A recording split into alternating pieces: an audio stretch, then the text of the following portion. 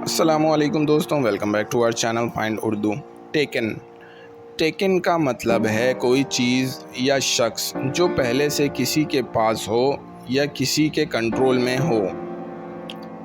ये अक्सर romantic relationships या ओनरशिप के मामले में यूज़ होता है, जब कोई शख्स ऑलरेडी किसी और के साथ हो या कोई चीज़ ऑलरेडी किसी और के पास हो।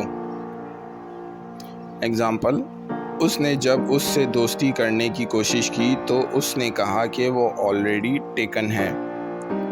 I am sorry but I am already taken. मुझे अफसोस है लेकिन मैं पहले से ही इंगेज्ड हूँ।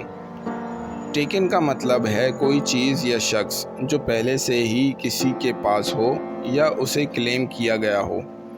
तो दोस्तों, ये था टेकन लफ्ज़ का मतलब। उम्मीद है अब आपको समझ में आ गया होगा। मिलते हैं नेक्स्ट वीडियो में। शुक्रिया।